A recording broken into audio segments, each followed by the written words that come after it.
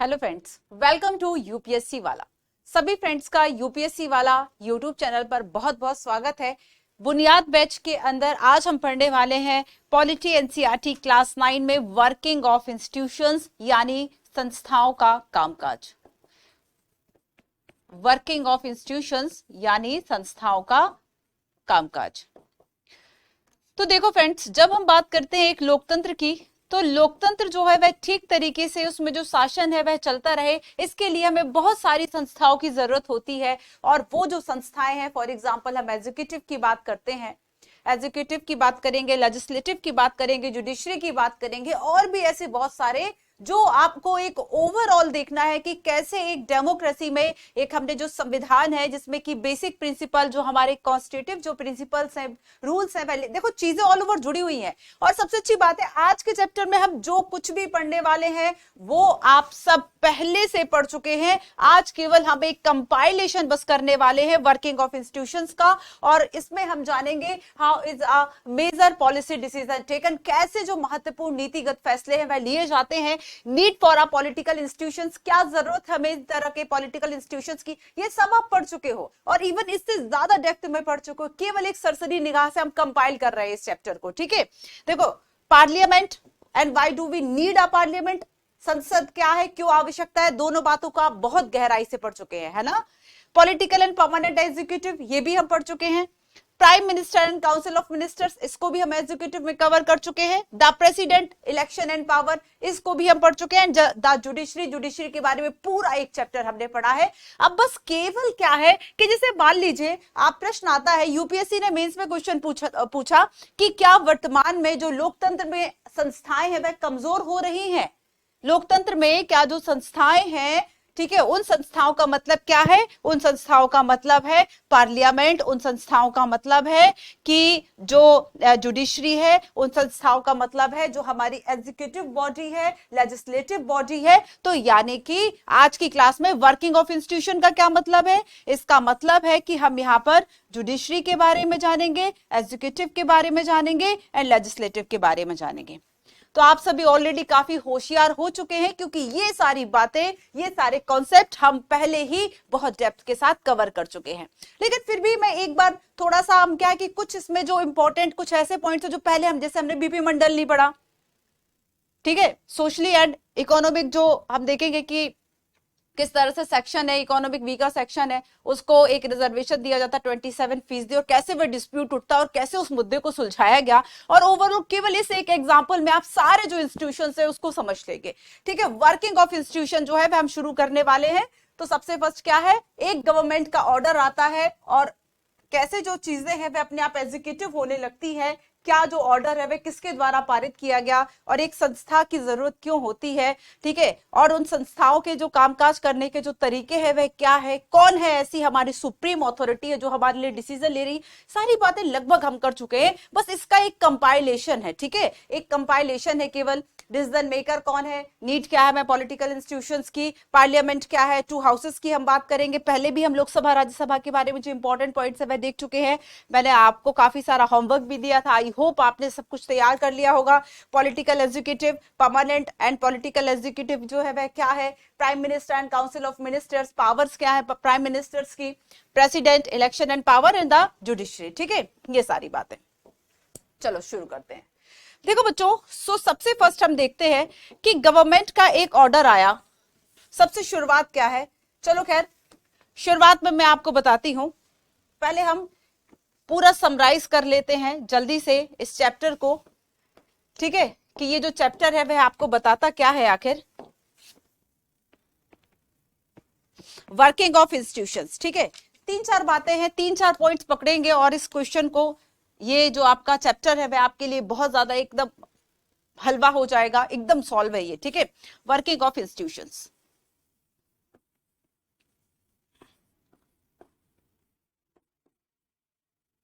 Working of institutions,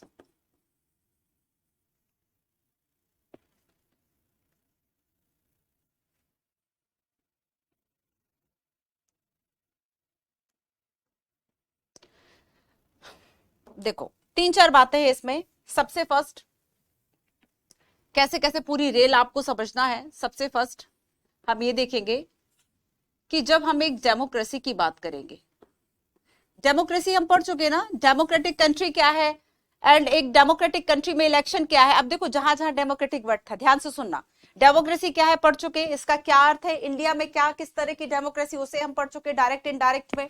उसके अलावा हम इस बात को समझ चुके हैं कि अगर एक कंट्री खुद को डेमोक्रेटिक कहती है तो उसके क्या क्या की एलिमेंट्स होंगे, वो की एलिमेंट्स भी हमने देख लिए कि उसमें इक्वालिटी होनी चाहिए, उसमें जस्टिस होना चाहिए एंड उसके अलावा उसमें जो डिस्प्यूट रेजोल्यूशन है उसके लिए पूरा एक मैकेनिज्म जो है वह डेवलप होना चाहिए। ठीक है, ये सारी बातें हम पढ़ चुके हैं। तो देखो फ्रेंड्स, डेमोक्रेसी में जब लोगों का शासन है, लोगों के द्वारा जो है वह अप्रत्यक्ष रूप से हम शासन कर रहे हैं। ठीक है, तो डेमोक्रेसी में क्या है कि हमने अब वही सारी बातें हैं, इनडायरेक्ट रिप्रेजेंटेशन है। हमने क्या किया, डेमोक्रेसी में इनडायरेक्ट जो अप्रतिनिधित्व अप्रत्यक्ष जो प्रतिनिधित्व प्रणाली है, ठीक है, हमने इस सिस्टम को अपनाया, इनडायरेक्ट रिप्रेजेंटेशन सिस्टम। तो हमने पार्लियामेंट एंड हमने डेमोक्रेसी के अंदर इस सिस्टम को अपनाया और इस सिस्टम में हमारे लिए लॉ मेकिंग का काम कौन कर रहा है, ये सारी बातें हमारी हो चुकी हैं। और लॉ मेकिंग का जो काम कर रहे हैं, इनका चुनाव कैसे हुआ, लास्ट याद है आपको, इलेक्शंस। कितने बच्चों ने इलेक्शंस के बारे में जो मैंने होमवर्क दिया था वो कंप्लीट किया है? क्या दिया था होमवर्क कि आपको संसद टीवी में जो 4-5 चीजें हैं वो सारी कवर करना है इलेक्शंस को लेकर। अभी वर्तमान में जो है इलेक्शन में क्या क्या प्रॉब्लम है, चुनाव सुधार कैसे होने, मेंस के लिए क्वेश्चन भी दिया था। और कॉन्स्टिट्यूशन का एक क्वेश्चन जो कि 2015 में मेंस में पूछा गया था कि अगर गवर्नमेंट ऑफ इंडिया एक्ट 1935 से हम बहुत सारी चीजें ना लेते तो हमारे लिए चैलेंजिंग हो जाता, हमारा जो कॉन्स्टिट्यूटिव है, पूरा जो कॉन्स्टिट्यूटिव रूल्स है उसको इकट्ठा करना एंड भी बहुत सारी बातें। ठीक है, तो आई होप आप सभी ने होमवर्क किया होगा वो क्वेश्चंस एंड सो फ्रेंड्स, जब हम बात करेंगे एक डेमोक्रेसी की कि आखिर लोगों का शासन है, लेकिन लोग खुद जाकर शासन नहीं कर रहे बल्कि अपने जो प्रतिनिधि हैं, रिप्रेजेंटेटिव्स हैं, उसको चुन रहे हैं। और ये रिप्रेजेंटेटिव्स लॉ मेकिंग का काम कहां पर कर रहे हैं, हमारे लिए पार्लियामेंट में कर रहे हैं। ठीक है, पार्लियामेंट में बैठ के हमारे लिए लॉ मेकिंग का ये काम करेंगे। तो यहां पर पार्लियामेंट एक इंस्टीट्यूशन हो गया कि नहीं हो गया? हो गया ना, है ना। और ये सारे जो इंस्टीट्यूशंस है बच्चों, ये कॉन्स्टिट्यूशन के अंदर रहकर काम करेंगे। हमारा जो संविधान है, एक लोकतांत्रिक देश में संविधान के अंदर, ठीक है, जो हमारा कॉन्स्टिट्यूशन है उसमें ऐसे रूल्स बनाए गए हैं, इसमें ऐसे rules and regulations and provision बनाए गए हैं कि आखिर किस तरह से हमारे जो मेन जो इंस्टीट्यूशंस है, फॉर एग्जांपल न्यायपालिका, जुडिशरी,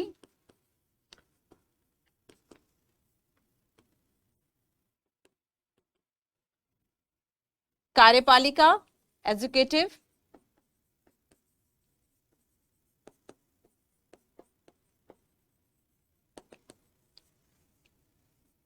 विधायिका, लेजिस्लेटिव,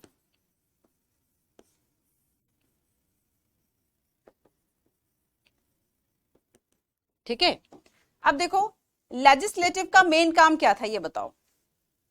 लेजिस्लेटिव का मेन काम क्या था? लॉ मेकिंग करना, हमारे लिए रूल्स बनाना, जो पुराने रूल्स हो गए हैं उनको हटा देना, जो नए रूल्स हैं उनको अपडेशन करना, ये सारा काम था।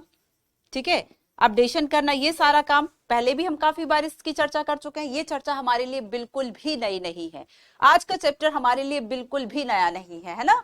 अब देखो जुडिशरी का क्या काम होगा कि जो अगर किसी भी तरह से रूल्स का अगर वायलेशन होता है, उल्लंघन होता है, तो उसके लिए कैसे जो प्रावधान है वह करना है। रूल ऑफ लॉ की अगर हम बात करेंगे उसका इंप्लीमेंटेशन कैसे होना है। ठीक है, रूल ऑफ लॉ, जो विधि का शासन है उसके अंतर्गत कैसे जो है चीजों को चलाया जाए, देश को चलाया जाए, इंप्लीमेंट किया जाए सोसाइटी में, इसके लिए हमारी जो जुडिशरी है वह अकाउंटेबल है। और जब हम कार्यपालिका की बच्चों बात करते हैं, फ्रेंड्स बात करते हैं कार्यपालिका की, तो यहाँ पर क्या है कि जो रूल्स बनाए गए हैं, यहाँ पर ये जो लॉ मेकिंग हुई है इसका इंप्लीमेंटेशन कैसे होगा, ठीक है, इसको कैसे लागू किया जाएगा, इफेक्ट में ये कैसे आएंगे। तो ये जो इफेक्ट एंड इंप्लीमेंटेशन का काम है वह किसका होगा? इसमें जो इम्प्लीमेंटेशन का वर्क है बच्चों ये कार्यपालिका का होगा। इस चैप्टर में हम बात करने वाले हैं, ठीक है, कि अगर एक गवर्नमेंट, देखो एक एक पॉइंट से समझ लेते हैं कि एक गवर्नमेंट का अगर ऑर्डर पास होता है, फॉर एग्जांपल हम देखेंगे उसमें कि किस तरीके से जो आप देखते हैं कि सामाजिक और शैक्षिक दृष्टि से जो पिछड़े हुए वर्ग थे यानी SEBC, socially and educational backward जो क्लासेस थे, अगर उनको 27% रिजर्वेशन के लिए, ठीक है, एक एग्जांपल हम देखते हैं, socially and educational backward classes, ठीक है, इसकी हम आगे बात करेंगे। एक अगर मान लो कि आपने पता होगा कि जो मंडल आयोग बना था, ठीक है, आगे समझाऊंगी, एक यहाँ पर SEBC जो है, ठीक है, ये बिल आता है, ज्ञापन आता है, या फिर डायरेक्ट जो है एक विभाग के द्वारा, जो आपका कार्मिक और प्रशिक्षण जो विभाग है, ठीक है, इसके द्वारा क्या किया जाता है कि ये कह दिया जाता है कि भारत सरकार के जो सरकारी पद है और सेवाएं उसमें 27% जो रिक्तियां, 27% जो रिजर्वेशन है वह दिया जाएगा ऐसे लोगों के लिए जो सोशल एंड इकोनॉमिक जो है वह बैकवर्ड क्लासेस से आते हैं, ठीक है। एक ऑर्डर आ गया। अब ये ऑर्डर जो है वह किसने पास किया होगा? डेफिनेटली पार्लियामेंट ने पास किया होगा। पार्लियामेंट ने इसको कब पास किया? लेजिस्लेटिव में क्या आएगा बच्चों? यहां पर ही तो हमारा पार्लियामेंट है ना, यहां पर ही हमारा पार्लियामेंट है। और पार्लियामेंट में आपको पता है लोकसभा, राज्यसभा एंड हमारे जो प्रेसिडेंट ऑफ इंडिया है, ये तीनों शामिल होते हैं। तो थोड़ी थोड़ी सी चर्चा इस चैप्टर में जो है वह शॉर्ट इसकी की गई है कि भाई लोकसभा क्या है, राज्यसभा क्या है, और जो हमारे प्रेसिडेंट है वह किस तरीके से काम करते हैं, उनके क्या पावर्स है, बहुत थोड़ी सी बातें की गई, बहुत डेप्थ में नहीं है, ठीक है। तो यहाँ पर एक ऑर्डर अगर पास होता है तो कहीं ना कहीं इसकी पहले चर्चा होती होगी, फिर कैबिनेट ने, कैबिनेट यानी मंत्रियों का, मुख्यमंत्री जो है, मुख्यमंत्री मतलब चीफ मिनिस्टर की बात नहीं करूं स्टेट के, कि जो हमारे मेन कुछ ऐसे मिनिस्टर्स है जो 25-30 मिनिस्टर्स है, ठीक है, जो अपर टॉप लेवल के मिनिस्टर्स है, और PM जो है मुखिया है एक तरह से हमारी गवर्नमेंट का, PM के द्वारा यह डिसीजन लिया गया कि हम ऐसा जो मंतव्य है, ऐसा जो एक डिसीजन है वह रखते हैं, निर्णय लेते हैं, ठीक है, हमारी सहमति है इस बात पर कि ऐसे लोग जो कि पिछड़े हुए हैं सामाजिक और आर्थिक रूप से, उन्हें 27%, चूंकि उनका जो प्रतिनिधित्व है, रिप्रेजेंटेशन है, वह गवर्नमेंट सर्विस में कम है, इसके लिए ऐसे परसेंट हमने निर्धारित कर दिया कि जो ये 27% का जो कोटा होगा, इस कोटे में कोई और जो है फाइट नहीं कर पा रहा, ये केवल सीटें इन्हीं को ही मिलेंगी, ठीक है। तो इससे क्या हुआ होगा? पार्लियामेंट में इन्होंने इस बात को रखा होगा, पार्लियामेंट के द्वारा इसको पास किया होगा, फिर उस पर्टिकुलर विभाग के पास भेजा, जैसे कि मैंने आपसे कहा कि जो हमारा कार्मिक और जो प्रशिक्षण विभाग है, ठीक है, उसके द्वारा ये रिकमेंडेशन सारी चीजें भेजी गई और उसके द्वारा डिसीजन लिया गया department of personal and training, ठीक है। तो कैबिनेट ने डिसीजन लिया, department of personal and training के बाद पास जो है वह भेजा गया। लेकिन प्रॉब्लम जानते हैं क्या है? प्रॉब्लम हुई कि कुछ लोगों ने इसका विरोध किया। तो ऑब्वियसली बात है कि जो इस तरह के अदर बैकवर्ड क्लासेस से नहीं थे, जिन्हें इस रिजर्वेशन का फायदा नहीं बल्कि नुकसान हो रहा था, उन्हें लग रहा था कि हमारे हिस्से की 27% जो सीट है वो अदर बैकवर्ड एंड बाकी सबको मिल रही। उन्होंने क्या किया? वो गए वह जुडिशरी के पास, ठीक है। तो जुडिशरी में बहुत सारे ऐसे केसेस हो जाते हैं जिनको कंपाइल करके एक केस जो है वह सुप्रीम कोर्ट के द्वारा बनाया जाता है, और ये आपका कोर्ट था इंदिरा साहनी वाद। आप सभी ने Indira Sahni and others union of India case सुना होगा कि जितनी भी ऐसी इनवैलिड, ये जो 27% आरक्षण जो कोटा का ऑर्डर आया था, इसके खिलाफ जो भी अपील दायर की गई थी सुप्रीम कोर्ट में, सुप्रीम कोर्ट ने उन सभी को इकट्ठा कर लिया और क्या किया? एक इंदिरा साहनी जो वाद है इसके अंतर्गत उसको सुलझाया और कहा कि ये जो है वह इनवैलिड नहीं है, वैलिड है ये गवर्नमेंट का ऑर्डर, लेकिन इसमें ऐसी एक लेयर होगी जिसकी पृष्ठभूमि अच्छी है, उसको आरक्षण ना दिया जाए। आपने सुना होगा क्रीमी लेयर। आप बताओ कि जरा कि अदर बैकवर्ड क्लासेस के लिए जो क्रीमी लेयर है उसके लिए कौन सा कमेटी या फिर जो ऑर्गेनाइजेशन है वह अभी हाल ही में किस कमेटी के द्वारा रिपोर्ट दी जा रही है, उन चीजों को आइडेंटिफाई किया जा रहा है कि किसे दिया जाना चाहिए किसे नहीं, क्रीमी लेयर। तो यहां पर क्या हुआ? इंदिरा साहनी वाद हो गया, ठीक है। अब देखो कि आखिर हमें जरूरत क्यों होती है इस तरह के पॉलिटिकल इंस्टीट्यूशंस की? क्योंकि हम खुद अपने लिए निर्णय नहीं ले पा रहे हैं। हम अपने निर्णय इसलिए नहीं ले पा रहे हैं क्योंकि हमने अपने जो रिप्रेजेंटेटिव्स है इनको भेजा है, और यही हमारे लिए लॉ मेकिंग का काम करेंगे एक डेमोक्रेसी में। क्योंकि हमारे यहाँ जो डेमोक्रेसी है वह कैसी है? इनडायरेक्ट फॉर्म में है, डायरेक्ट फॉर्म में नहीं है। है ना। तो इसीलिए हमें आवश्यकता होती है इंस्टीट्यूशंस की, इसीलिए हमें न्यायपालिका की आवश्यकता है, एग्जीक्यूटिव की आवश्यकता है एंड लेजिस्लेटिव की आवश्यकता है। ठीक है, तो हमें क्यों आवश्यकता है, क्योंकि हम अपने लिए डिसीजन नहीं ले रहे हैं डायरेक्ट।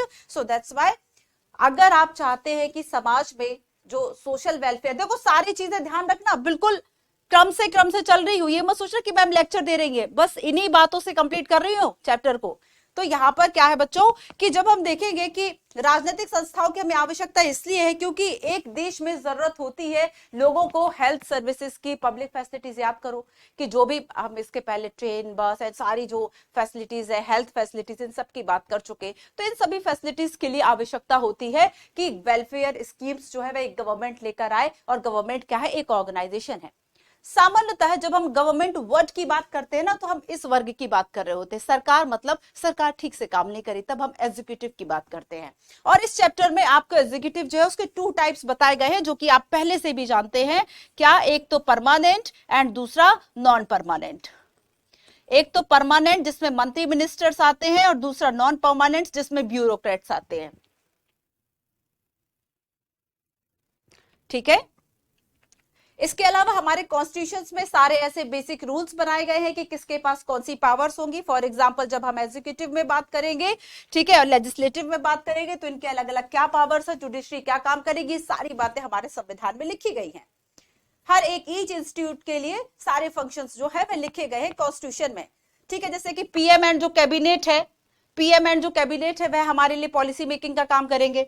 जो अदर मिनिस्टर्स हैं, जो ब्यूरोक्रेट्स हैं, वो हमारे इंप्लीमेंटेशन का काम करेंगे। ये सारी चीजें हमारे संविधान में लिखी हुई। क्या है लिखा है यहाँ पर, संविधान, कॉन्स्टिट्यूशन, है ना। तो ये सारी चीजें जो बेसिक रूल्स है बच्चों, ये हमारे कॉन्स्टिट्यूशन में लिखे गए। तो एक डेमोक्रेटिक अगर हम देखें कि जो इंस्टीट्यूशंस हैं वह अच्छे होते हैं। क्यों अच्छे होते हैं? लोकतंत्र में इस तरह की जो संस्थाएं हैं, अगर आप ये कहो कि ये अच्छे निर्णय को जल्दी लेने में देरी करती है, क्योंकि अगर आप सोचो एक व्यक्ति को कोई एक डिसीजन लेना है और वो 10 लोगों से पूछ के लिए, तो टाइम लगेगा ना। लेकिन जब ये प्रोसेस थोड़ी सी लंबी हो जाती है कि एक ऑर्डर जो यहाँ आया, ठीक है, और इसके द्वारा अगर इंप्लीमेंट किया जाना है, तो उसके पहले इस पर जो है वह काफी लोगों ने अपील दायर कर दी। जुडिशरी जो है वह देख रही है कि वह वैलिड है, इनवैलिड है।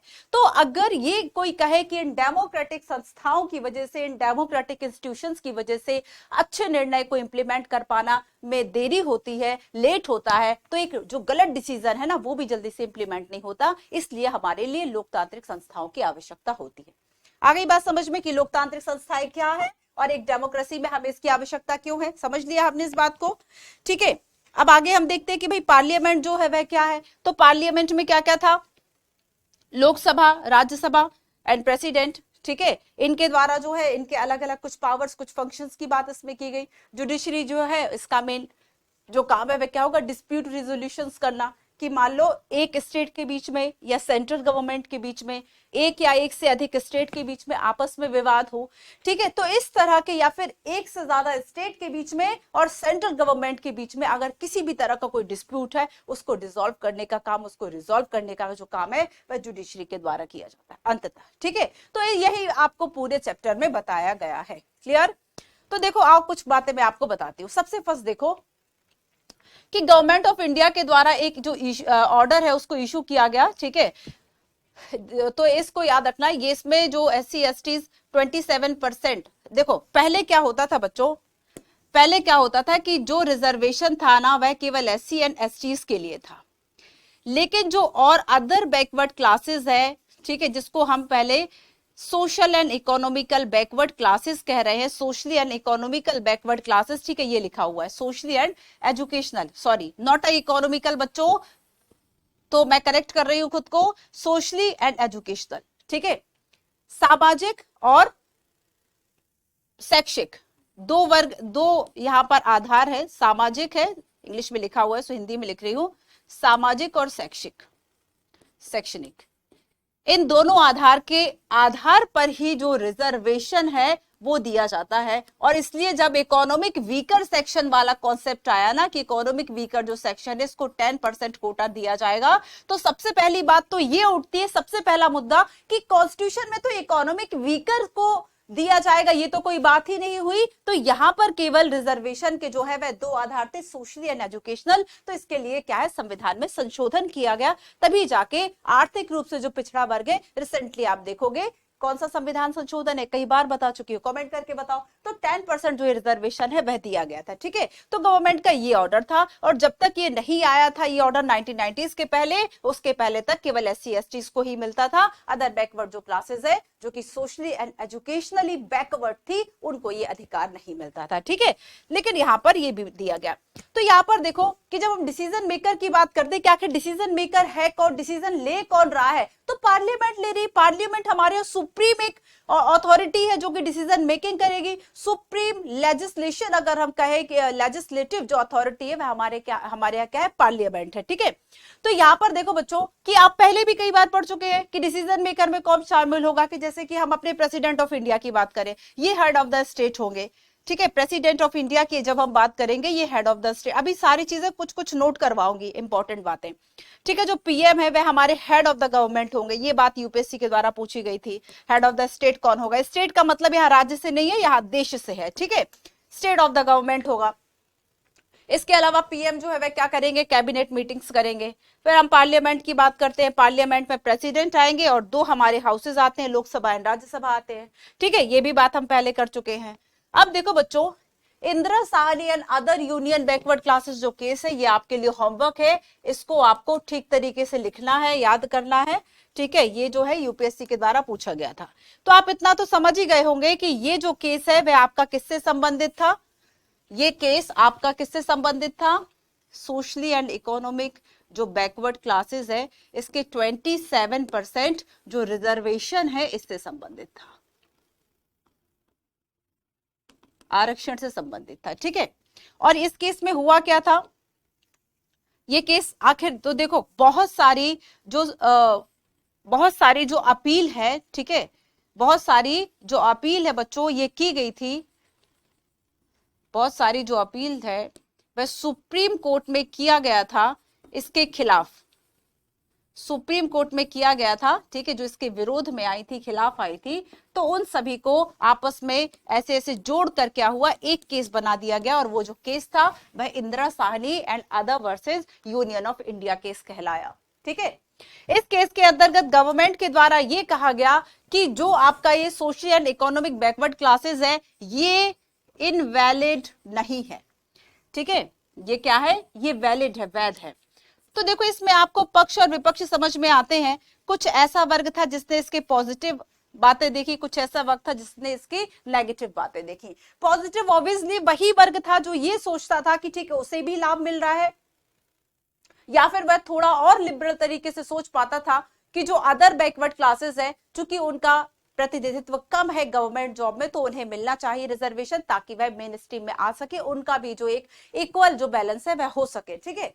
और यहाँ पर अगर हम विरोध की बात करें नेगेटिव रूप से, आखिर इस ऑर्डर के खिलाफ कौन गया होगा, जो ऑब्वियसली या तो इस वर्ग से नहीं था या फिर वो इस बात से खुश नहीं था, उसे ये लगता था कि ठीक है फ्री एंड फेयर होना चाहिए। अब देखो यहाँ पर बात फिर से वही इक्वल एंड इक्वलिटी, सारी चीजों को आपस में जोड़ो, इक्वल एंड इक्वलिटी का जो कॉन्सेप्ट है वो आ गया, ठीक है।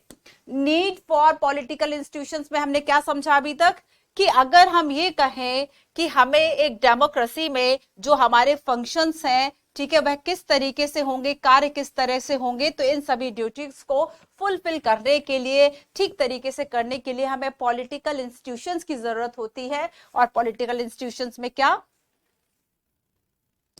ठीक है, पॉलिटिकल इंस्टीट्यूशंस की जरूरत होती है। और 3 हमारे जो मेन इंस्टीट्यूशंस है उसको आपको याद रखना है, ठीक है। तो इनके द्वारा क्या क्या काम किया जाता है पढ़ चुके हैं हम। अब देखो बच्चों थोड़ी सी चर्चा हम पार्लियामेंट की करते हैं कि पार्लियामेंट जो है वह क्या करेगी, कि जैसे कि हमने जो socially economic and backward classes वाले डिसीजन की बात की कि गवर्नमेंट के द्वारा एक ऑर्डर पारित किया गया और उसमें कहा कि 27% जो आरक्षण है वह दे दिया जाए, लेकिन इसमें डायरेक्ट जो है पार्लियामेंट जो है वह इन्वॉल्व नहीं थी, क्योंकि ये आप देखेंगे कि जब VP सिंह जो है उनका PM उनका प्रधानमंत्रित्व काल था, उस दौरान ये जो ऑर्डर है वह डायरेक्ट पास किया गया और पर्टिकुलर जो विभाग है उसके पास भेज दिया गया था, ठीक है। तो यहाँ पर पार्लियामेंट का जो इस ऑर्डर में योगदान नहीं था, डायरेक्टली नहीं था, लेकिन पार्लियामेंट में डिस्कशन तो इसके बारे में हुआ ही होगा, विचार विमर्श तो हुआ ही होगा, है ना।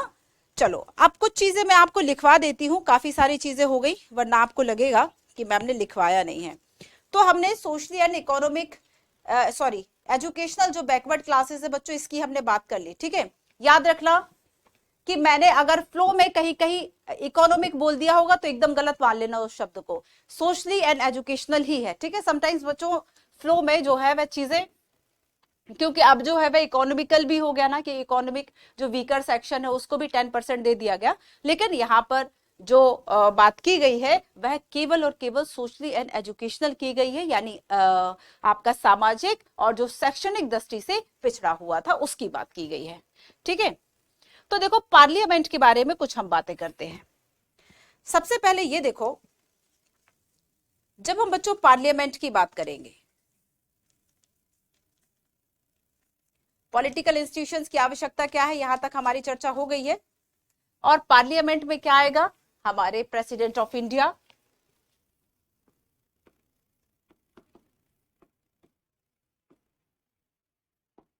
याद रखना ये चैप्टर मैं बार बार इसलिए बोल रही हूँ क्योंकि कुछ बच्चे कहेंगे मैम समझ नहीं आया, आपने बहुत फास्ट चला दी क्लास। उसके पीछे रीजन है कि हम इसके पहले इन सभी मुद्दों को, अगर आपको याद हो, एक एक चैप्टर में प्रॉपर पढ़ चुके हैं, दोबारा उसकी क्या जरूरत है अगर आपने रेगुलर कंटिन्यूअसली जो क्लासेस है वह की है तो, है ना। तो देखो बच्चों, यहाँ पर president of India, council of state यानी कि राज्यसभा, और द हाउस ऑफ पीपल यानी कि लोकसभा, ठीक है। तो यहाँ पर ये तीनों मिलकर पार्लियामेंट बनाते हैं। फिलहाल मैं कुछ चर्चा आपसे राज्यसभा और लोकसभा के बारे में करती हूँ। राज्यसभा और लोकसभा में कितने मेंबर्स होते हैं, किस तरीके से चुने जाते हैं, हम कई बार इसकी चर्चा कर चुके हैं। फिर भी मैं एक बार आपको बता देती हूँ कि लोकसभा में जो हमने अपने चुने हुए लोग यहाँ पर भेजे हैं वो कैसे इलेक्टेड थे बच्चों, वो डायरेक्टली थे, ठीक है, वो डायरेक्टली थे, इसलिए हम इसको लोकप्रिय सदन भी कहते हैं। हमने इनको प्रत्यक्ष रूप से चुना था। लेकिन जब हम राज्यसभा की बात करते हैं, याद रखना कि लोकसभा को आमतौर पर लोअर हाउस भी कहा जाता है। लोअर हाउस यानी कि निम्न सदन, लोअर हाउस यानी कि निम्न सदन इसको कहा जाता है, ठीक है, याद रखना। और राज्यसभा को कहा जाता है अपर हाउस, अपर हाउस, ठीक है, उच्च सदन। अब एक बात याद रखना कि संविधान में इस तरह के जो शब्द हैं वह कहीं भी प्रॉपर तरीके से यूज नहीं किए गए हैं, और ना ही यहाँ पर इस बात को, ये उच्च और निम्न से ये बिल्कुल भी नहीं है कि राज्यसभा के पास ज्यादा पावर है, लोकसभा के पास कम पावर है। वास्तव में आपको पता है कि रियल जो पावर है वह किसके पास होते हैं, लोकसभा के पास ज्यादा होते हैं। राज्यसभा का जो काम है वह क्या होता है कि जो स्टेट है, जो यूटीज हैं, इन सभी का जो हित है वह सुनिश्चित करना, और एक तरह से लोकसभा के द्वारा जो डिसीजन लिए जा रहे हैं उनको थोड़ा सा देखना। तो एक तरीके से एक जो लेयर है वह बन जाती है, ठीक है, कि हम गलत डिसीजन लेने से बच जाए, इसलिए दो लेयर्स हो गई। तो यहां पर देखो बच्चों कि हमने देखा कि नेशनल असेंबली, ये राष्ट्रीय सभा हम कह रहे हैं पार्लियामेंट को, ठीक है, नेशनल असेंबली या राष्ट्रीय सभा ये कहा जाता है पार्लियामेंट को। हमारे चुने हुए जो प्रतिनिधि हैं वो यहाँ पर जाकर बैठे हुए हैं, ठीक है। सो यहाँ पर देखो टू हाउसेस ऑफ पार्लियामेंट में हम देखते हैं सबसे फर्स्ट लोकसभा। लोकसभा के बारे में कुछ बातें मैं आपको बता देती हूँ जो ज्यादा इंपॉर्टेंट है। सबसे पहले तो हमने देख लिया कि हमने इनको डायरेक्टली जो है वह इलेक्ट किया, और जो रियल पावर है वह लोकसभा के पास ही है। रियल पावर जो है वह लोकसभा के पास है, ठीक है। लोअर हाउस इसको कहा जाता है, निम्न सदन कहा जाता है। कुछ बातें इकट्ठी बहुत अच्छे से याद कर लेना। साथ ही देखो बच्चों कि अगर मान लो एक जो ऑर्डिनरी ऑर्डर था, सामान्य बिल था, ठीक है, ये कब लॉ बनेगा, ये केवल एक बिल है। अगर आप चाहो कि ये जो है वह एक्ट बन जाए, ठीक है, ये जो है वह एक्ट बन जाए, अधिनियम बन जाए, इसको आप पास करा लो, तो ये पास कैसे होगा, इसकी क्या प्रोसेस होगी, ये पास कैसे होगा बच्चों, कि तो जरूरत होती है कि लोकसभा और राज्यसभा दोनों के द्वारा इसको जो है वह पास किया जाए। साथ ही जब इस पे प्रेसिडेंट ऑफ इंडिया के जो हस्ताक्षर हैं वह होते हैं, उसके बाद ये जो बिल है वह अपने एक्ट तक की जो जर्नी है उसको कंप्लीट करता है, ठीक है। अब देखो आगे क्या है कि मान लो ये जो बिल है वह पास नहीं हुआ, बल्कि इस पे कुछ मतभेद थे, ठीक है, कुछ डिफरेंस थे, कुछ डिफरेंस थे, तब क्या होगा, इस कंडीशन में क्या होगा, एक तो कंडीशन ये थी कि सीधा जो है वह पास हो गया, लोकसभा और राज्यसभा दोनों के द्वारा, प्रेसिडेंट ऑफ इंडिया के द्वारा इस पर हस्ताक्षर कर दिए गए, नाउ ये जो है वह कन्वर्ट हो गया एक एक्ट में, ठीक है। लेकिन अगर मान लो, ये तो फर्स्ट कंडीशन थी, सेकंड कंडीशन है कि अगर किसी तरह का कोई मतभेद है, डिफरेंस है, तब क्या होगा, तब एक ज्वाइंट सेशन कराया जाता है। तब एक कौन से आर्टिकल में है, तब एक ज्वाइंट सेशन जिसे कि संयुक्त अधिवेशन कहा जाता है। यूपीएससी इस पे क्वेश्चन पूछ चुका है कि इसकी अध्यक्षता कौन करेगा, लोकसभा स्पीकर, जो लोकसभा का अध्यक्ष होगा, लोकसभा स्पीकर भी उसको कहा जाता है, तो उसके द्वारा जो है इसकी अध्यक्षता की जाती है। और एक बात और याद रखो कि अगर मान लो संयुक्त अधिवेशन की जो कार्यवाही है, संयुक्त अधिवेशन का मतलब यह है कि लोकसभा और राज्यसभा दोनों मिलकर इसमें बैठे हुए हैं, बातचीत कर रहे हैं किसी ऐसे बिल पर, किसी ऐसे बिल के किसी ऐसे प्रोविजन पर जिस पर दोनों एक मत नहीं है, उनके बीच में डिफरेंसेस है, तो यहाँ पर संयुक्त अधिवेशन में उसको पारित कराने की कोशिश की जाती है। लेकिन ये सोचो कि अगर जस्ट डबल मेंबर्स लोकसभा में है तो किसकी चलेगी, आखिरकार वो होता वही है जो लोकसभा चाहती है, इसलिए यहाँ कहा जाता है कि जो रियल पावर्स है वह किसके पास है, लोकसभा के पास है, ठीक है। तो संयुक्त अधिवेशन का आर्टिकल बताओ जरा जल्दी से कॉमेंट करके, ठीक है। साथ ही देखो इसकी अध्यक्षता कौन करेगा, तो जो लोकसभा स्पीकर्स हैं, जो लोकसभा के अध्यक्ष हैं, उन्हें स्पीकर कहा जाता है। वैसे ही जैसे कि राज्यसभा के जो चेयरपर्सन होंगे उन्हें सभापति कहा जाता है, ठीक है। राज्यसभा के जो चेयरमैन है उन्हें सभापति कहा जाएगा। तो यहां पर बच्चों ये ज्वाइंट सेशन है, ठीक है। इसकी अध्यक्षता कौन करेगा, इसकी अध्यक्षता लोकसभा स्पीकर कर रहे हैं, तो यहां पर ज्यादा पावरफुल क्या हो गई, लोकसभा हो गई। एक अगला मुद्दा जिसपे लोकसभा को ज्यादा पावर है बच्चों, वो क्या है, मनी बिल, ठीक है। एक तो हो गया ज्वाइंट सेशन का मुद्दा कि ज्वाइंट सेशन जो है इसकी अध्यक्षता करेगा, एंड लोकसभा के लिए एक और जो इंपॉर्टेंट इसके पास पावर है, और वैसे भी मनी के आसपास ही जब सारी चीजें हैं, तो अगर हम मनी बिल की बात कर ले, ठीक है, धन विधेयक आप सभी ने सुना होगा। धन विधेयक पर जो विशेष पावर है वह किसके हैं, लोकसभा के हैं। याद रखना, धन विधेयक पर जो है वह ज्वाइंट सेशन नहीं बुलाया जा सकता, क्यों, क्योंकि धन विधेयक के बारे में लोकसभा के पास ही सुप्रीम राइट है, जो लोकसभा चाहती है वह धन विधेयक उस तरीके से पारित हो जाता है। और क्या इस धन विधेयक को राज्यसभा में डिस्कस के लिए भेजा जाता है, बिल्कुल भेजा जाता है। लेकिन राज्यसभा से क्या इनपुट आ रहा है, क्या इसने संशोधन किया है, इसको मानने के लिए लोकसभा बिल्कुल भी बाध्य नहीं होती। और यूपीएससी के द्वारा पूछा गया क्वेश्चन है कि कितने दिन होते हैं कि जब लोकसभा का जो लोकसभा के द्वारा जो मनी बिल भेजा गया है लोकसभा टू राज्यसभा, ठीक है, कितने दिन में अगर ना वापस आए या कार्यवाही अगर राज्यसभा में ना हो, तब भी उसको स्वतः पारित मान लिया जाता है कि वो अपने आप ही पारित हो गया। और ये जो दिन है वह 14 डेज होते हैं। अगर 14 दिन में राज्यसभा के द्वारा मनी बिल पर कोई भी अपनी टीका टिप्पणी नहीं की गई, कोई संशोधन कुछ नहीं किया गया, और याद रखना इन संशोधनों को मानने के लिए लोकसभा जो है वह बिल्कुल भी बाध्य नहीं है, माने ना माने मेरी मनचाही चलती है यहाँ पर लोकसभा की, ठीक है। तो यहाँ पर ये दो बातें हैं जहां पर लोकसभा जो है वह ज्यादा पावरफुल है। क्लियर। अब देखो राज्यसभा का मेन काम क्या है।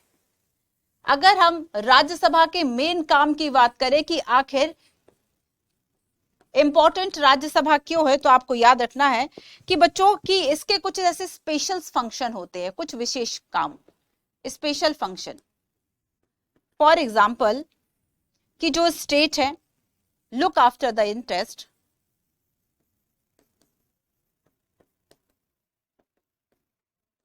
Of various state of various states regions, किसी भी पर्टिकुलर, जैसे हम क्षेत्र की बात कर लें, और फेडरल यूनियन, ठीक है, कि संघ क्षेत्र के बारे में हो, किसी पर्टिकुलर क्षेत्र या राज्य के बारे में हो, इनके हितों का विशेष रूप से ध्यान रखना, ये स्पेशल फंक्शन किसका है, राज्यसभा का। एंड एक काम और जो राज्यसभा करती है कि कोई भी डिसीजन जो है वह जल्दबाजी में ना लिया जाए, तो एक तरह से एक रेगुलेटरी हम कह सकते हैं, ठीक है, कि इसका मेन जो फंक्शन है वह क्या है, एक रेगुलेटरी फंक्शन है, एक मॉनिटरिंग वाला जो फंक्शन है वह राज्यसभा का है लोकसभा के लिए, ठीक है। आज आप सोचेंगे मैम ने थोड़ा ज्यादा हौच पौच कर दिया, चलिए कोई बात नहीं, खैर समझ आ जाएगा आपको। अच्छा ये बताओ कि सरकार जो है वह किसकी बनेगी, ये भी हम बात कर चुके हैं कि सरकार कौन बना रहा है? जिसके पास लोकसभा में बहुमत है या राज्यसभा में बहुमत है? डेफिनेटली लोकसभा में बहुमत है ना। तो लोकसभा में जिसके पास बहुमत है वह बहुमत दल का नेता, जिसको मेजोरिटी है, वो कौन बनेगा? पीएम बनेगा। और पीएम को अपॉइंटेड किया जाता है किसके द्वारा? प्रेसिडेंट के द्वारा। हालांकि शर्त यह होती है कि जिसको अपॉइंटेड किया जा रहा है, जिसको नियुक्त किया जा रहा है, वो बहुमत दल का नेता होना चाहिए। ठीक है, अब एक बात और सुनो, यूपीएससी ने क्वेश्चन पूछा कि क्या जो प्रेसिडेंट ऑफ इंडिया होता है वह हाउस ऑफ पीपल का या फिर काउंसिल ऑफ स्टेट का, राज्यसभा का, किसका मेंबर होता है? याद रखना वह किसी का भी मेंबर नहीं होता है। और यही एक कारण है कि जब कोई भी बिल जो है वह पास होता है तो वह बाद में प्रेसिडेंट ऑफ इंडिया के पास अलग से भेजा जाता है, जिस पर वह साइन करेंगे तभी जाके, हालांकि रोक भी सकते हैं, इनके पास कई वीटो पावर भी, जैसे कि पॉकेट वीटो है, ठीक है, और भी कई तरीके वीटो पावर है। वीटो पावर से भी क्वेश्चन आ चुका है। तो काफी सारी इस पे और भी बहुत ज्यादा डेप्थ में चर्चाएं हो सकती हैं, फिलहाल हम इस पर चर्चा इतनी नहीं कर रहे। ठीक है, तो यहाँ पर ये सारी बातें हो गई। अब आगे देखो, नेक्स्ट है आपका, अब हम बच्चों पॉलिटिकल एग्जीक्यूटिव की बात करते हैं। तो देखो, लोकतंत्र में अलग अलग स्तर पर कार्यों को करने के लिए फंक्शंस जो है वह होते रहे, उसके लिए हमारे पास क्या होती है? कार्यपालिका होती है। एग्जीक्यूटिव का मेन फंक्शन जो है वह क्या होता है कि जो भी लॉ मेकिंग हुई है, जो भी लॉ बने हैं, इनको किस तरीके से इफेक्ट में लाना है ग्राउंड लेवल पर, इसके लिए वर्क करने का जो काम है वह करेंगे। ठीक है, तो यहाँ पर क्या है? पॉलिटिकल एग्जीक्यूटिव, राजनैतिक कार्यपालिका की हम यहाँ पर बात कर रहे हैं। ठीक है, राजनैतिक कार्यपालिका।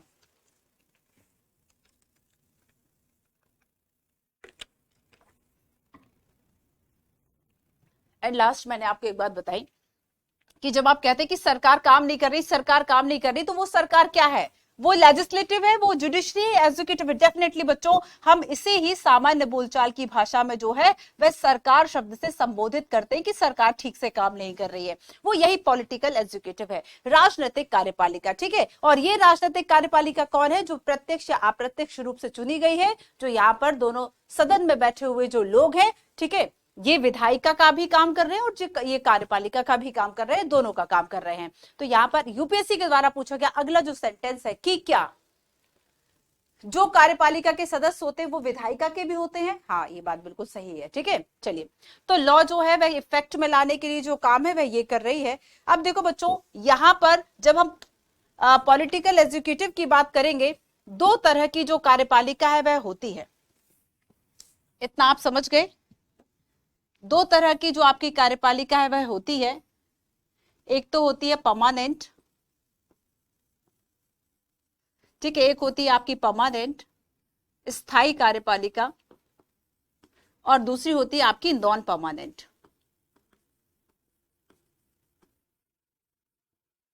ठीक है, अस्थायी कार्यपालिका। तो यहां पर बच्चों देखो, स्थायी कौन होगा? क्या नेता स्थायी है कि आज बन गया तो वह आजीवन रहेगा? नहीं। तो स्थायी कार्यपालिका में आते हैं, स्थायी कार्यपालिका में कौन आएंगे? जो सिविल सर्वेंट है। ठीक है, अगर हम स्थायी कार्यपालिका की बात करेंगे तो बच्चों जो सिविल सर्वेंट है, ठीक है, जो कि सिविल सर्विसेज एग्जाम से, जो कि सीएससी जो एग्जाम है इससे चुने गए हैं, और यहाँ पर ये इलेक्टेड है या अपॉइंटेड है? ये अपॉइंटेड है। तो यहाँ पर क्या है कि चूंकि कार्यपालिका का जो काम है वह चलता रहे, मंत्री मिनिस्टर के जाने पर या फिर किसी सरकार के जाने पर काम ना रुके, इसके लिए जरूरी होता है कि हमारे पास कुछ जो हिस्सा है वह स्थायी रहे। ठीक उसी तरह से कि अगर लोकसभा भंग हो गई तब डिसीजन कौन लेगा? तो इस कंडीशन में राज्यसभा जो है वह भंग नहीं होती, डिसॉल्व नहीं होती, लोकसभा जो है वह डिसॉल्व हो जाती है 5 ईयर के बाद। एक और प्रश्न बताओ कि क्या प्रधानमंत्री का कार्यकाल सुनिश्चित है संविधान में या नहीं है? याद रखना, प्रधानमंत्री का जो कार्यकाल है वह सुनिश्चित नहीं है, क्योंकि जब तक उसे लोकसभा में बहुमत प्राप्त है, मेजोरिटी प्राप्त है, तभी तक वह प्रधानमंत्री है, और जैसे ही उसके पास विश्वास मत नहीं है वह उस पद से हट जाता है। ठीक है, तो यहां पर स्थायी रूप से जो है वह कौन है? सिविल सर्वेंट है, ब्यूरोक्रेट्स है, ठीक है, जो कि अपॉइंटेड है, जो कि क्या है? नियुक्त है, इलेक्टेड नहीं है, निर्वाचित नहीं है, वर्ड्स में अंतर है। नॉन परमानेंट में आपके मिनिस्टर्स आएंगे। ठीक है, और जो ये मिनिस्टर्स है ये एक पर्टिकुलर अवधि के लिए इनको चुना गया है, elected by the people, elected by the people. लोगों के द्वारा बच्चों इनको चुना गया है एक स्पेसिफिक पीरियड के लिए, एक विशेष समयावधि के लिए, जो कि संभवतः जो है वह 5 वर्ष की होती है। ठीक है, संभवतः 5 वर्ष की होती है। और नॉन परमानेंट में आते हैं हमारे पॉलिटिकल लीडर, जो पॉलिटिकल हमारे लीडर्स हैं ये आते हैं हमारे नॉन परमानेंट में। ठीक है, क्लियर है। अब यहां पर एक और प्रश्न सुनो, एक और क्वेश्चन मैं आपको बताती हूं। ये बताओ कि अगर बहुत ज्यादा योग्य है आपके ब्यूरोक्रेट्स, सिविल सर्वेंट, इनके पास एजुकेशन ज्यादा है, क्वालिफिकेशन ज्यादा है, चीजों की समझ ज्यादा है, इनको आईआर का भी पूरा नॉलेज है, इन्हें पूरी विदेश नीति भी पता है, और जब वो एक गवर्नमेंट ऑर्डर जो है वह कोई रिलीज हो रहा है तो उसके पीछे, जो पर्दे के पीछे जो है वह कौन काम कर रहा है? सिविल सर्वेंट काम कर रहा है। ये नीतियां बना रहे हैं, सारी चीजें बता रहे हैं। मंत्री मिनिस्टर जो है उसको जनता के सामने बोल देते हैं कि भाई ये जो नीति है इसमें ऐसे ऐसे प्रोविजन है, लेकिन बनाने के पीछे जो काम है वह कौन कर रहा है? सिविल सर्वेंट कर रहे हैं। लेकिन उसके बावजूद हमारे देश में ज्यादा मान्यता मंत्री मिनिस्टर्स की क्यों है, भले ही वह 10th फेल हो? कल भी हमारी बात हुई थी कि अगर चुनाव में हम पॉलिटिकल लीडर्स के लिए एक क्वालिफिकेशन जो है, एक पर्टिकुलर क्वालिफिकेशन की आपको एटलीस्ट बीकॉम तो होना चाहिए, एटलीस्ट आपको एमकॉम या फिर एलएलबी तो आपको किए हुए होना चाहिए, तो फिर क्या होगा कि वर्तमान में हमारे कितने मिनिस्टर्स जो आउट हो जाएंगे उस चीज से। तो यहां पर क्या है बच्चों कि इन सबके बावजूद भी क्यों आखिर जो हमारी अस्थायी जो कार्यपालिका है ये हमारी टॉप अथॉरिटी है? ऐसा क्यों? वाई? रीजन क्या है इसका? रीजन क्या है कि पॉलिटिकल जो एग्जीक्यूटिव है हैव मोर पावर।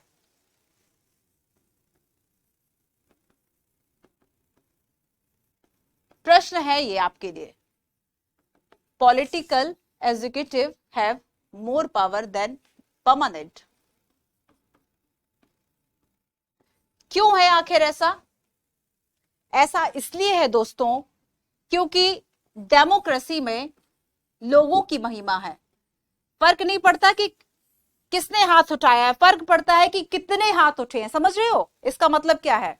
ये फर्क नहीं पड़ता कि एक तरफ जो है वह सारे एजुकेटेड लोग हो जाए, जिसको ज्यादा नॉलेज है वो हो जाए, लेकिन ऐसी संख्या में लोग हो सकता है मात्र 1000 हो, और जो गांव में रहने वाले जिन्हें कोई ज्ञान नहीं है वो 1 लाख लोग हैं, लेकिन उन्होंने भी हाथ उठाया है।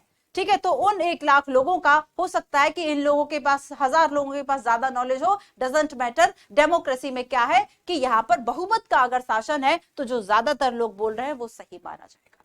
तो एक डेमोक्रेसी में जब हम कहते हैं कि लोगों का शासन है, और लोगों ने किसको चुना? इनको चुना या फिर उनको चुना? तो यहां पर डेमोक्रेसी में, ठीक है, लोगों की अगर महिमा है तो लोगों ने किसको चुना है? नॉन परमानेंट को। ठीक है, किसको चुना है? इलेक्ट किया है, इलेक्टेड बाय द पीपल।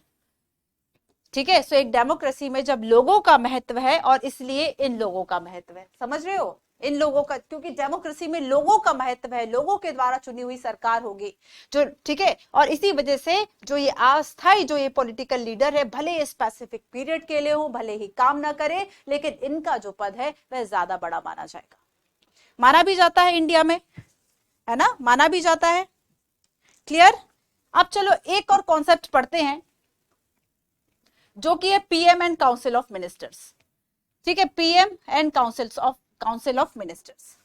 देखो बच्चों, जब हम पीएम की बात करेंगे तो आपको पता होगा कि हमारे यहाँ जो पार्लियामेंट्री सिस्टम है, ठीक है, इसको हम पीएम एंड कैबिनेट सिस्टम भी कह देते हैं। ठीक है, तो यहाँ पर क्या है कि प्रधानमंत्रित्व, इसको सरकार का रूप भी कहा जाता है, संसदीय शासना जो व्यवस्था है इंडिया में उसको। तो यहाँ पर आप देखते हैं कि जो प्रधानमंत्री है ये हेड ऑफ द स्टेट होगा या हेड ऑफ द गवर्नमेंट होगा? डेफिनेटली ये जो पीएम है ये सरकार का प्रमुख है, हेड ऑफ द गवर्नमेंट। ठीक है, हेड ऑफ द स्टेट कौन है? President of India. तो हेड ऑफ द गवर्नमेंट है, तो यहां पर पीएम कौन बनेगा? आप बनेंगे? नहीं, कौन बनेगा? जिसको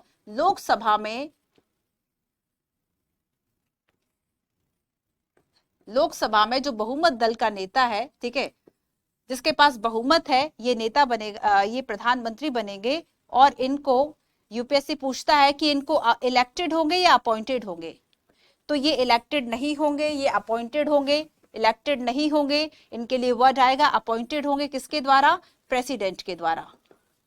लेकिन कंडीशन यही होगी कि लोकसभा में जो बहुमत दल का नेता है उसे ही जो प्रधानमंत्री है वह नियुक्त करेंगे। प्रेसिडेंट हमारे नियुक्त वर्ड है इनके लिए, हमारे जो पीएम है वह नियुक्त है। बच्चों बस यही बातें आपको याद रखना है, बस यही बातें आप याद रखोगे, आपका प्रीलिम्स बहुत इजीली क्लियर होगा। ठीक है, अब हम आते हैं इस पर। तो पीएम का मेन काम क्या होगा? तो जो हमारे ये पीएम है, जब ये अपॉइंट हो गए बच्चों, तो इन्होंने क्या किया, जो अदर मिनिस्टर हैं, याद रखो सरकार कैसे बनी थी हम पढ़ चुके हैं, जो बच्चे रिवीजन कर चुके हैं वो बहुत आसानी से इस चैप्टर को समझ पा रहे होंगे। इस चैप्टर में कुछ भी एक शब्द भी नया नहीं है, मैं केवल अपना धर्म निभा रही हूँ कि बस रिवाइज आपको करा दूं, आपको ये न लगे कि मैंने चैप्टर स्किप कर दिया।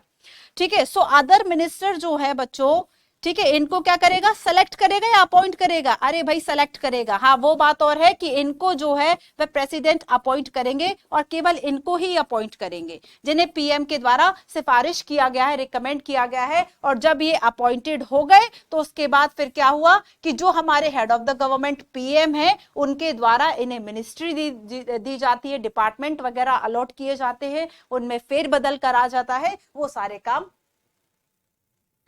ठीक है, समझ में आया? पावरफुल नेता है हमारे देश का। अब द काउंसिल ऑफ मिनिस्टर्स पे आते हैं। इसका क्या मतलब है? मंत्री परिषद होगा इसका अर्थ। ठीक है, हिंदी में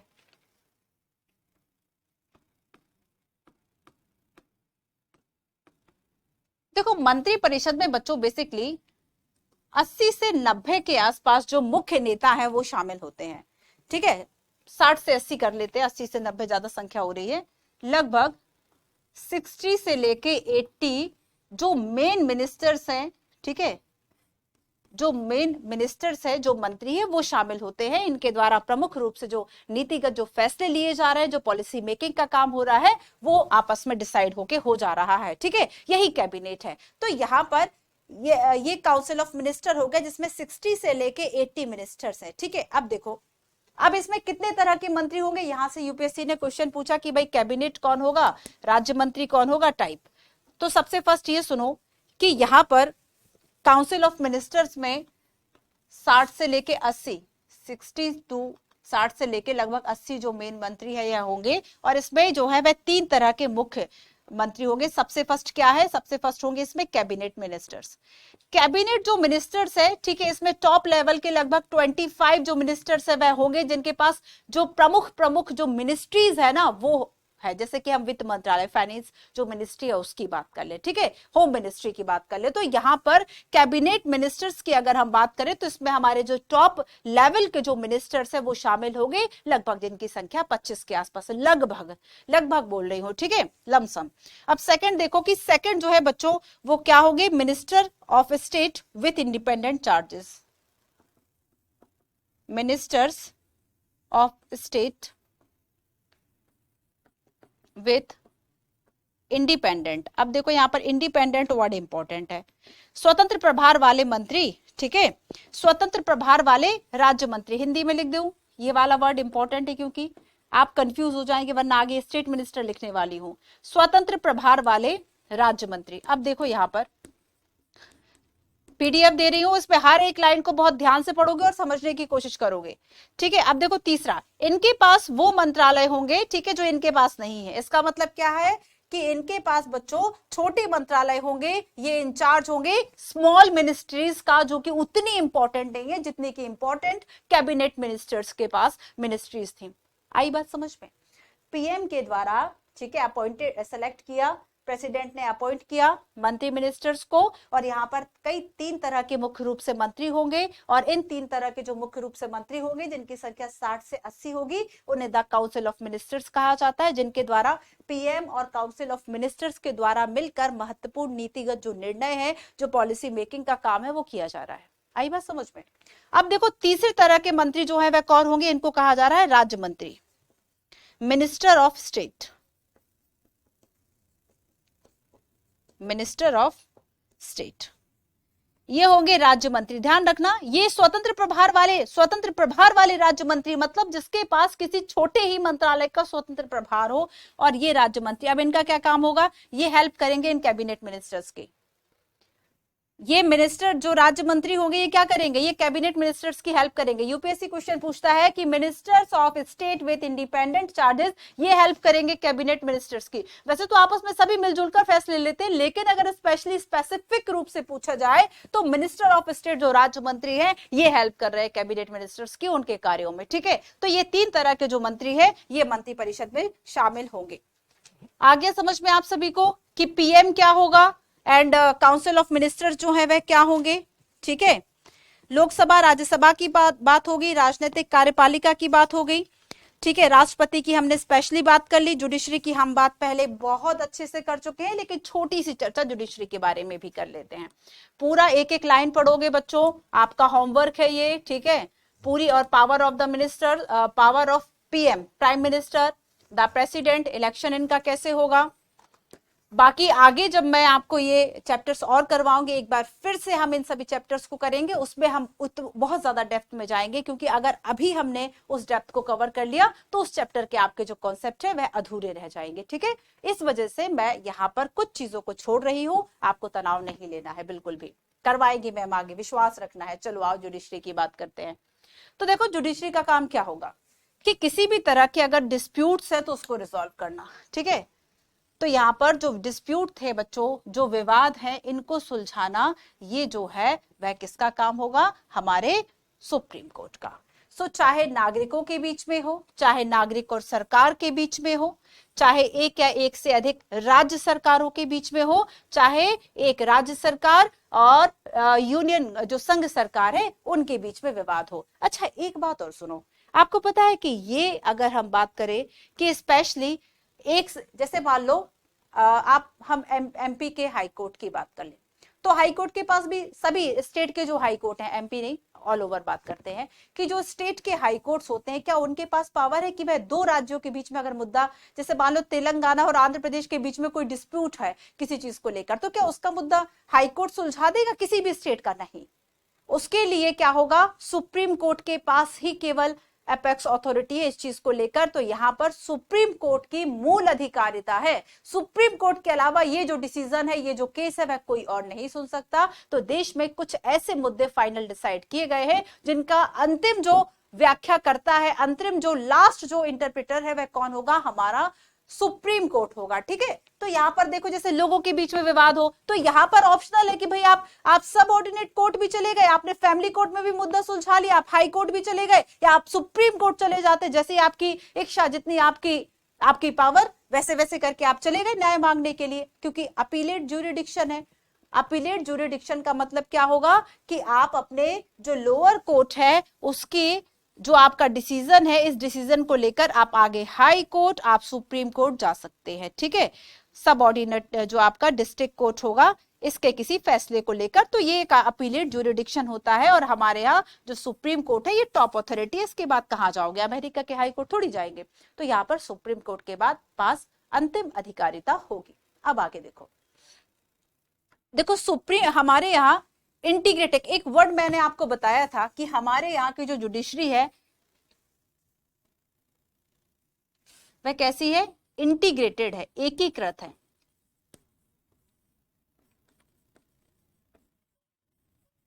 और इस इंटीग्रेशन का मतलब क्या है ये बताओ, क्या यूएसए की है? यूएसए की नहीं है, क्योंकि यहाँ पर फेडरल कोर्ट भी है, स्टेट कोर्ट भी है, और यहाँ पर वो रिलेशन नहीं है जो इंडिया में है। तो फिर इंडिया में क्या रिलेशन है? ठीक है, आखिर इंडिया में जब हम देखते हैं कि हमारे यहाँ क्या है कि टॉप लेवल पर, अपेक्स लेवल पर सुप्रीम कोर्ट है। ठीक है, फिर उसके बाद स्टेट के लिए जो टॉप जुडिशरी जो सिस्टम होगा वह हाई कोर्ट होंगे, उसके बाद फिर सब ऑर्डिनेट कोर्ट एंड बाकी ट्रिब्यूनल्स एंड बाकी सब होंगे। ठीक है, तो बच्चों यहाँ पर 2 बातें हैं जो कि हमारे इस इंटीग्रेशन को जोड़ती हैं। एक तो है कि अपर जो भी कोर्ट होगा उसके डिसीजन बाकी लोअर कोर्ट्स पर बाध्यकारी होंगे, बाइंडिंग होंगे। ठीक है, पहली बात हो गई। और आपका जो अपीलेट सिस्टम है वह नीचे से ऊपर की ओर जा रहा है कि आप जो यहाँ पर अगर हम अपील की बात करें तो लोअर कोर्ट में जो केस हुआ है इसके खिलाफ आप अपर कोर्ट में जा सकते हैं, high court and supreme court. तो यहाँ पर इस तरीके से हमारी व्यवस्था इंटीग्रेटेड है। ऐसा नहीं है कि हाई कोर्ट ने जो फैसला दे दिया उसके खिलाफ आप नहीं जा सकते। ठीक है, अब मैं आपसे एक क्वेश्चन पूछती हूँ, ये बताओ कि मान लो किसी को फांसी दी गई है, तो क्या ये फैसला सब ऑर्डिनेट कोर्ट कर सकता है? अगर किसी को मृत्यु दंड दिया गया है तो क्या वो फैसला सबऑर्डिनेट कोर्ट करेगा, या फिर उस पर सुप्रीम कोर्ट या फिर हाई कोर्ट या फिर दोनों में से किसी एक की जो मोहर है वह जरूरी होती है, या फिर केवल सुप्रीम कोर्ट ही मृत्यु दंड दे सकता है? मैं आपके लिए क्वेश्चन ये छोड़ रही हूं, ये आप मुझे कमेंट करके बताओगे, ठीक है? तो यहाँ पर बच्चों डिस्प्यूट सॉल्व के लिए हमारे पास जुडिशरी है, तो इस तरह से, और जुडिशरी की इंडिपेंडेंस है, हम बहुत विस्तार से पढ़ चुके हैं। न्यायपालिका एक चैप्टर है, आप देखेंगे आपको प्लेलिस्ट में मिल जाएगा बच्चों, बहुत विस्तार से उसमें है। अगर आपने वो क्लास की है, आपको ये क्लास की बहुत अनिवार्यता नहीं लगेगी, ठीक है? इंडिपेंडेंस का मतलब क्या है, और याद रखना कि हमारी जो जुडिशरी है वह स्वतंत्र है, और इसकी जो स्वतंत्रता है वह हमारे संविधान में बेसिक स्ट्रक्चर का पार्ट है। इसका क्या मतलब है? संविधान का बेसिक स्ट्रक्चर का मतलब है जो बुनियादी सिद्धांत है, मतलब ऐसे कुछ मूल्य है जिसको कि हम कम नहीं कर सकते। अगर हमने उसको उसके साथ छेड़छाड़ की तो हमारा जो संविधान है वह नकारात्मक रूप से प्रभावित होगा, कमजोर हो जाएगा। तो कुछ ऐसे सिद्धांत है जिसको कि हमने कवर कर दिया है as a basic rule, as a basic structure.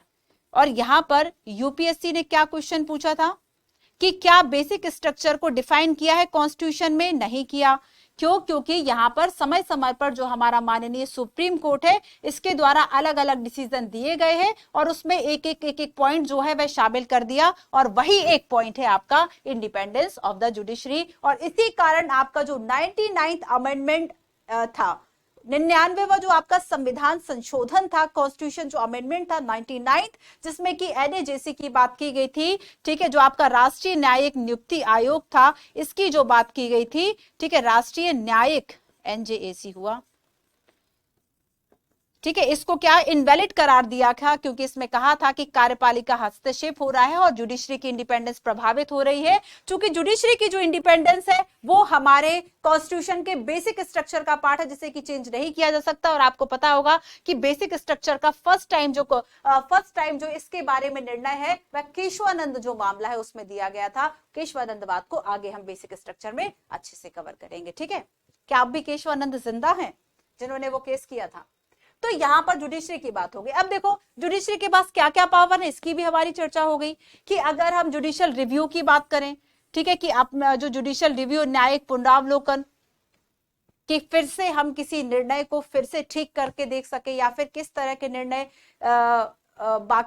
बाकी लेजिस्लेटिव या एग्जीक्यूटिव के द्वारा जो निर्णय दिए गए हैं हम उसकी जांच कर सके कि क्या वह कॉन्स्टिट्यूशन के खिलाफ तो नहीं है, क्या वह फंडामेंटल राइट का तो वायलेशन नहीं कर रहे, तो हम एक तरह से उसकी समीक्षा कर सके, रिव्यू कर सके। ये काम सुप्रीम कोर्ट का है। इसके अलावा देखो हमने जनहित याचिका की बात की थी कि जो बीएन भगवती है उनके द्वारा ये कॉन्सेप्ट लाया गया, जिसमें यह कहा गया था कि न्यायाधीश केवल अब न्याय करने का काम नहीं करेंगे, बल्कि अगर उन्हें भी अपनी आंखों से कुछ गलत दिख रहा है तो वो उस पर भी सीधा जो डिसीजन है वह दे सकते हैं। और इसी को करते हुए सबसे पहली जो याचिका है, एक आप जस्टिस पीएन भगवती की बात करते हैं, तो उनके द्वारा ये जो व्यवस्था है वह शुरू की गई थी। और सबसे फर्स्ट जो याचिका थी उसमें 40,000 ऐसे कैदियों को छोड़ दिया गया था जिनके ऊपर अपराध सिद्ध नहीं हुआ था, जो केवल विचाराधीन कैदी थे, जिनके ऊपर केसेस काफी समय से पेंडिंग थे, लेकिन वो उतनी सजा काट चुके थे जितनी किसी भी, अगर उन्होंने मर्डर भी किया था तब भी उसके लिए सफिशिएंट वो 14 ईयर वहां पर काट के आए थे। तो ऐसे कैदियों को रिहा कर दिया गया था, ठीक है। तो यहाँ पर एक जनहित याचिका का मुद्दा क्या है कि ऐसे लोगों की, फिर से सुनो, जनहित याचिका PIL पब्लिक इंटरेस्ट लिटिगेशन का मतलब है कि लोगों के हित या फिर सार्वजनिक हित के लिए किसी मुकदमे को दायर कर देना, उसी को जनहित याचिका कहा जाता है। इसकी शुरुआत पीएन भगवती के द्वारा की गई थी, ठीक है, क्लियर है। तो यहां पर काफी सारे पावर्स हैं। क्वेश्चन पूछ लूं क्या एक? अब मैंने बच्चों, चलो 4-5 क्वेश्चन पूछ लेती हूं। आपका चैप्टर कवर हो गया, एक बार और चैप्टर की शक्ल दिखा देती हूं कि देखो हमने बात की गवर्नमेंट के एक ऑर्डर की, सोशली एंड एजुकेशनली, हाँ इस बार गलत नहीं बोला मैंने, बैकवर्ड क्लासेस 27% आरक्षण, ठीक है। क्यों? पॉलिटिकल इंस्टीट्यूशंस की नीड क्यों है, समझ गए हम। Parliament, why do we need 2 houses, political and non permanent executive, सब देख चुके हम। पीएम, काउंसिल ऑफ मिनिस्टर की बात कर ली, पावर ऑफ पीएम की बात की, प्रेसिडेंट, इलेक्शन की बात नहीं की, आगे करूंगी, जुडिशरी की बात हो गई, ठीक है। सारी चर्चाएं हो गई हमारी, क्यों जरूरत है एक लोकतंत्र में। बाकी आपको इसको एक बार रीडिंग कर लेना है बच्चों, अब हम चलते हैं कुछ क्वेश्चंस मैं आपसे पूछती हूँ। सबसे पहला क्वेश्चन है, the government of India has appointed the second backward classes commission 1979। 1979 में सेकंड जो बैकवर्ड क्लासेस कमीशन है उसका गठन किया गया था। क्या आंसर होगा इसका? और इसमें आपको कुछ सेंटेंस दिए गए हैं जिसमें ये बताया गया है, it was popularly known as the Mandal commission. ठीक है, मंडल कमीशन इसको कहा गया था। सो यहाँ पर 3 सेंटेंस है मंडल कमीशन के बारे में। सबसे फर्स्ट है, पढ़ लीजिए बच्चों, एक बार रीडिंग करो इसकी।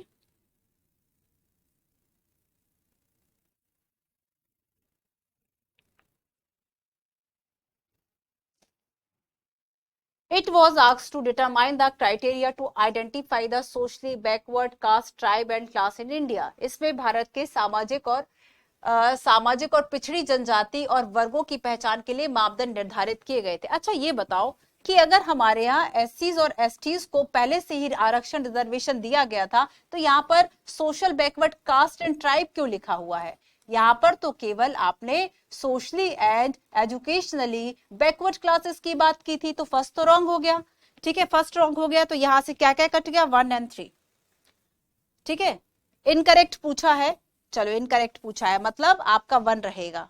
ठीक है, 1 रहेगा, तो 1 2 3 तीनों में से कोई भी आंसर हो सकता है, केवल ये कटा। इनकरेक्ट पूछा है इसलिए।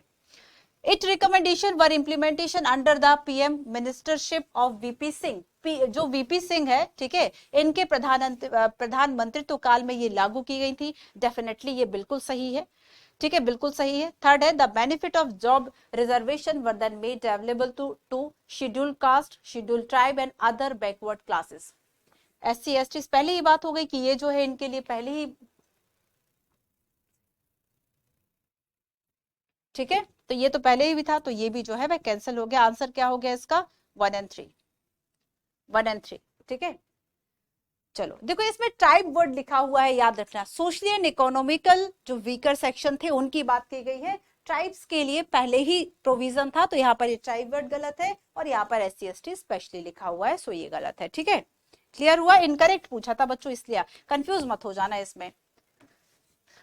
Consider the following statement with respect to a public institution present in a democratic setup। अगर हम अपने एक वर्तमान लोकतंत्र की बात करें तो इसमें डेमोक्रेटिक सेटअप के लिए इंस्टीट्यूशन के बारे में दो सेंटेंस है। फर्स्ट कहता है, the constitution of any country lay down basic rule on the power and functions of each institution। The office of PM civil servant are example of such institution। ठीक है, कि किसी भी देश का जो संविधान है वह कुछ ऐसे बेसिक रूल्स बना देता है कि इन इंस्टीट्यूशन की शक्तियां क्या होगी। ऑलरेडी डेफिनेटली प्रधानमंत्री का कार्यालय और सिविल सेवक ऐसे संस्थानों का उदाहरण है। डेफिनेटली है ना उदाहरण। तो आंसर क्या होगा? करेक्ट क्या है? दोनों करेक्ट है। दोनों करेक्ट क्यों है? क्योंकि अगर हम अपने यहाँ डेमोक्रेटिक सेटअप इंस्टीट्यूशंस की बात करें, संस्थाओं की बात करें, तो संस्थाओं में सभी आ जाते हैं। एजुकेटिव भी आ गया, एजुकेटिव में परमानेंट एंड नॉन परमानेंट आ गया, ये उसी का उदाहरण है। और यहाँ पर हमने देखा कि किसी भी देश का जो संविधान है, जैसे कि हमारे यहाँ जुडिशरी कैसे काम करेगी, उसके क्या पावर्स हैं, क्या फंक्शंस हैं, लोकसभा राज्यसभा जो है वह कैसे इलेक्टेड होगी, सेलेक्टेड होगी, अपॉइंटेड होगी, क्या उसमें बाकी प्रोविजन किए गए, वो सारे हमारे कॉन्स्टिट्यूशन में मेंशन है। ठीक है, मंत्री मिनिस्टर्स कैसे चुने जाएंगे, एग्जीक्यूटिव का कार्य क्या होगा, पार्लियामेंट के चुनाव कैसे होंगे, वो सभी बातें मेंशन है, तो इसलिए ये सही है। Next, which of the following statement regarding the Indian parliament. याद रखना, इंडियन पार्लियामेंट की बात की गई है, लोकसभा या स्पेशली राज्यसभा की बात नहीं की गई है। इंडियन पार्लियामेंट की जब हम बात करेंगे तो इसमें लोकसभा और राज्यसभा दोनों ही है। ठीक है, फर्स्ट है, it is a national assembly. ये राष्ट्रीय सभा है definitely, of elected representative only. क्या केवल आपके ही द्वारा चुने गए लोग हैं या फिर कुछ लोगों का नॉमिनेशन भी हुआ है? डेफिनेटली है ना। तो फर्स्ट रॉन्ग हो गया। क्यों रॉन्ग हो गया बच्चों? क्योंकि आपने देखा होगा, आप जानते हैं कि लोकसभा में प्रेसिडेंट के द्वारा 2 जो मेंबर्स हैं, ठीक है, वो एंग्लो इंडियन सदस्य, कल भी बताई थी ये बात। कौन सा है इसमें आपका कॉन्स्टिट्यूशन अमेंडमेंट? एंग्लो इंडियन जो सदस्य हैं, और एंग्लो इंडियंस कौन होते हैं? जिनके माँ या बाप में से कोई एक यूरोपियन होगा, अंग्रेज होगा।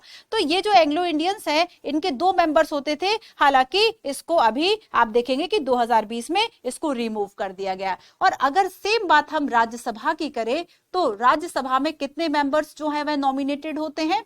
तो राष्ट्रपति के, ध्यान रखना प्रेसिडेंट की बात हो रही है, प्रेसिडेंट के द्वारा यहाँ पर 2 और राज्यसभा में 12 जो सदस्य है वह नामांकन किया जाता है। और यहाँ पर 4 क्षेत्रों से, खेल, कला, समाज सेवा, ठीक है, इन सभी से 12 जो सदस्य है, 4 क्षेत्रों से 12 सदस्य है ना, 4 क्षेत्र और 12 सदस्य जो है वह यहाँ पर नामांकन होगा। तो केवल रिप्रेजेंटेटिव होंगे हमारे इलेक्टेड, रॉन्ग हो गया। आ गई बात समझ में?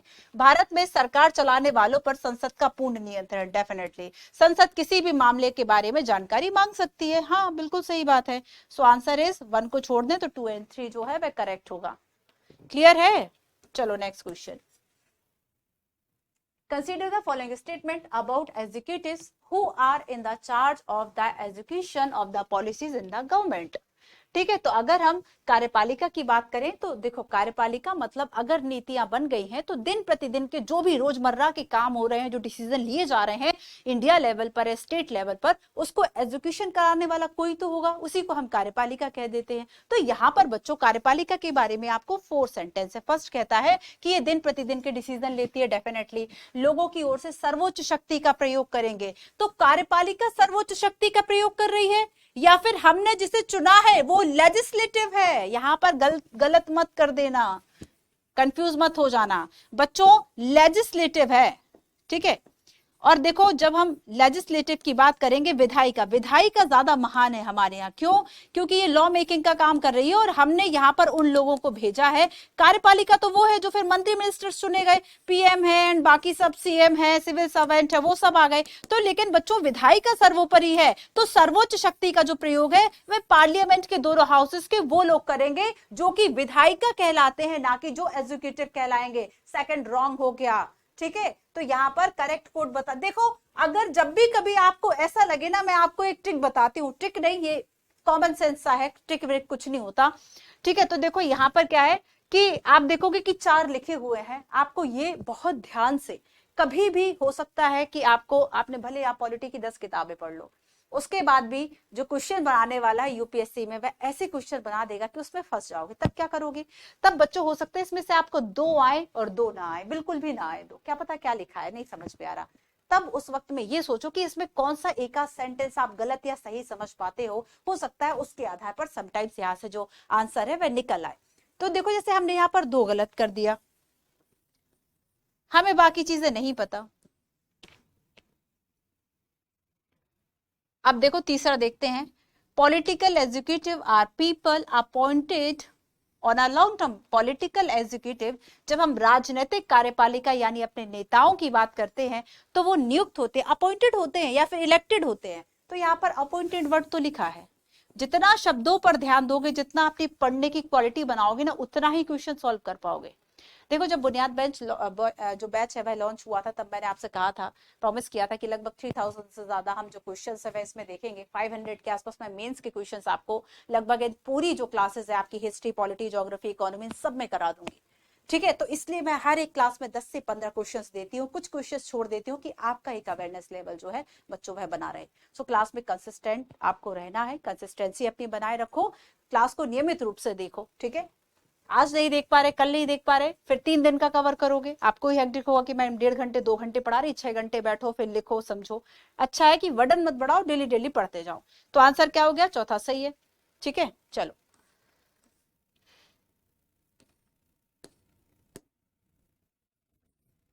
अब इसमें 3-4 क्वेश्चन और हैं जो कि आप करेंगे, ठीक है।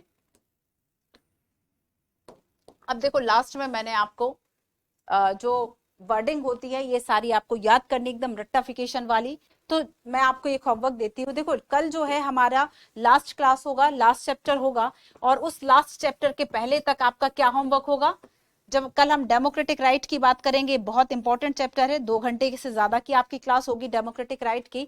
और बच्चों याद रखना, मैं कोशिश करूंगी कि आपको सैटरडे को भी क्लास दी जाए ताकि आपका जल्दी से क्लास 9 कंप्लीट हो, हम 10 में आ जाए, ठीक है। तो यहाँ पर डेमोक्रेटिक राइट बहुत ही ज्यादा बड़ा, और अभी तक हमने उतने विस्तार से सारे राइट को नहीं पढ़ा, तो डेमोक्रेटिक राइट को हम अच्छे से पढ़ेंगे, ठीक है।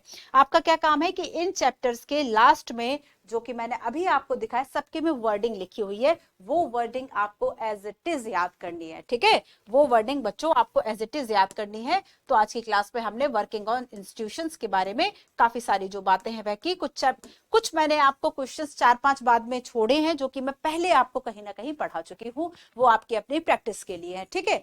चलिए सो बच्चों, थैंक यू सो मच। मिलते हैं हम अपने नेक्स्ट क्लास में।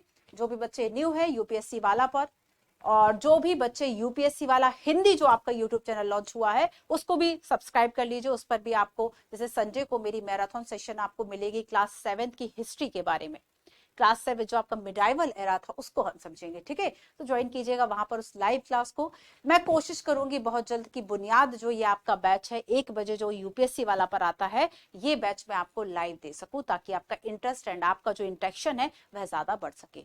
So thank you so much. अगर आपको लगता है क्लास वैल्यूएबल थी और आपको शेयर करना चाहिए, देन डेफिनेटली बच्चों शेयर कीजिए, कमेंट कीजिए, बिकॉज ऑफ आपके कमेंट्स हमें मोटिवेट करते हैं। साथ साथ आपके कमेंट से जो रिफॉर्म हम कर सकते हैं वो हम करेंगे जरूर। Thank you so much.